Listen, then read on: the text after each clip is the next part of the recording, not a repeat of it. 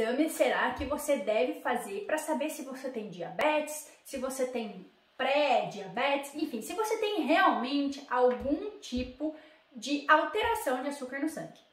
O que 99,9% dos profissionais da saúde impedem é glicemia. E eu vou te contar uma coisa, não funciona. Como assim? Vem que eu vou te explicar.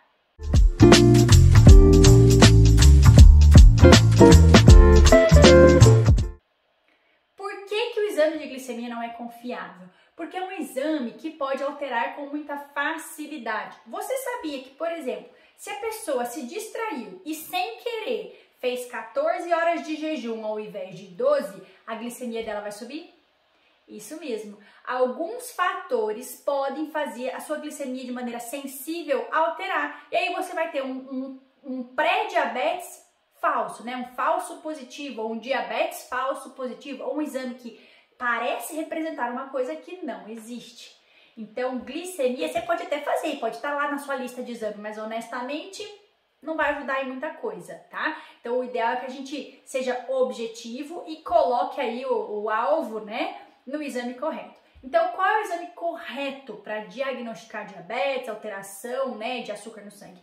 Insulina basal, né, que é a insulina que você faz às 8 da manhã. E por que é legal fazer esse horário? Porque é o horário que a gente mais vai ter uma alteração da insulina, é o horário que você vai estar em jejum, é um horário fidedigno, sabe? Que você não vai estar ali, por exemplo, tendo uma alteração da insulina de acordo com o que você comeu. É importante que seja esse horário em jejum, porque você realmente vai mostrar como está a sua insulina, independente da comida ou não. Então não vai ter interferência do alimento.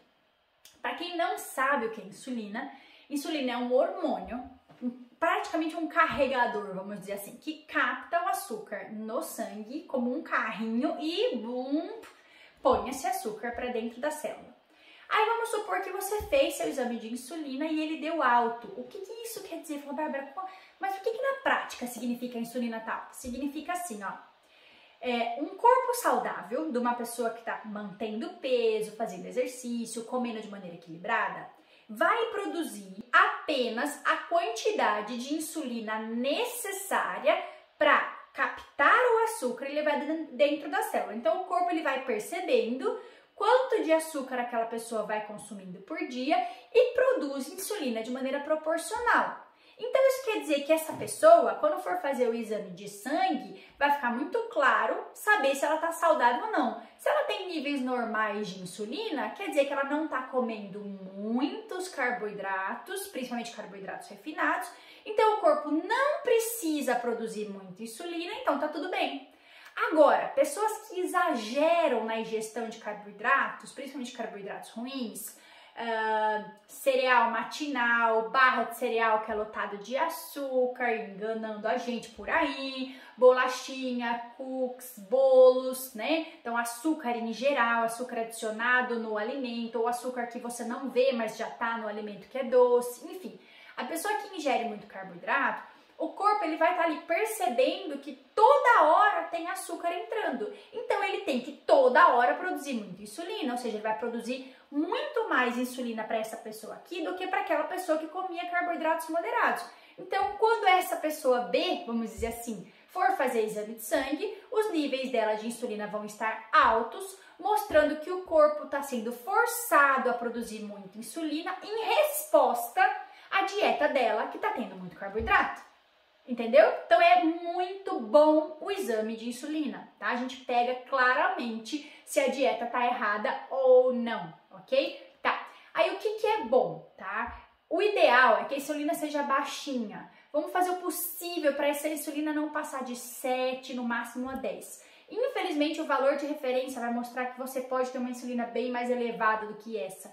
Mas acredite, na prática, se você conseguisse manter uma insulina por volta de 3, 4, 5, seria o melhor, tá? Insulinas mais baixas, com certeza melhoram os seus níveis de saúde, você vai ter mais energia, mais disposição, você tem menos sobrecarga, menos chances de desenvolver diabetes ou obesidade no futuro. Então vamos tentar manter essa insulina baixa. Outra coisa que vocês têm que lembrar, claro que os piores carboidratos foram esses que eu citei, né? Os carboidratos refinados, os açúcares brancos, aquilo que tem sabor doce, mas tem gente que acaba tendo altos níveis de açúcar no sangue e, consequentemente, altos níveis de insulina, né? Porque uma coisa gera outra, como eu expliquei, para uma dieta que tá rica em carboidrato, mas não necessariamente em açúcar. Vamos pensar um exemplo? Bebida alcoólica. Cerveja, vinho, uísque, a bebida alcoólica ela é puramente carboidrato. Então, ela também vai gerar muitas moléculas de glicose no sangue, ou seja, de açúcar no sangue, que vai também estimular uma produção excessiva de insulina. Tá? Então, não é só o doce.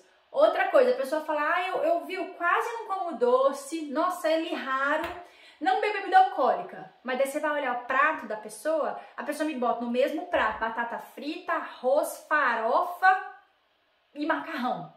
Ou seja, ela come 70%, 80% do prato de um monte de carboidrato, uma linguiça e quase não come vegetal. Então, mesmo essa pessoa que não está comendo coisas doces, que não está tomando bebida alcoólica, se as refeições dela em geral forem de maneira maioritária de carboidratos, isso também vai gerar muita glicose no sangue, que vai também induzir muita insulina.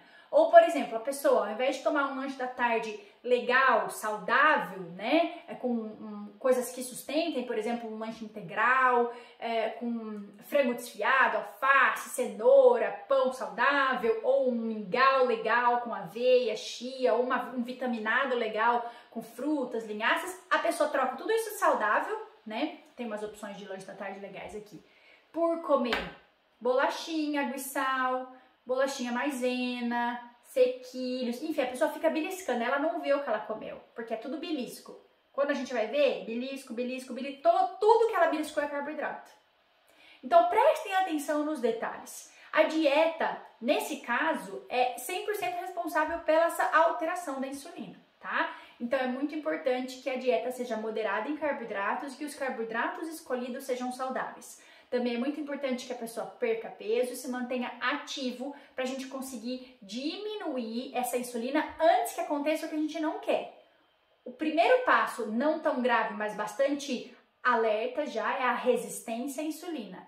E o segundo passo é o diabetes. Então, a resistência à insulina é aquele ponto que a pessoa ainda está produzindo, mas a insulina não está funcionando mais. Está sendo uma sobrecarga tão grande que ela não está dando mais conta de fazer o trabalho dela. E o próximo passo é que a pessoa vire diabético. E isso está correlacionado com o ganho de peso. Então vamos prevenir hoje para que a gente não tenha problema no futuro. E lembre então, quando você for fazer o seu check-up, que o exame de insulina basal, né, a insulina que você faz pela manhã, é muito mais fidedigno do que a glicemia e nos fala muito mais sobre como está na prática a quantidade de açúcar no seu sangue. Eu espero que você tenha gostado e até o próximo vídeo.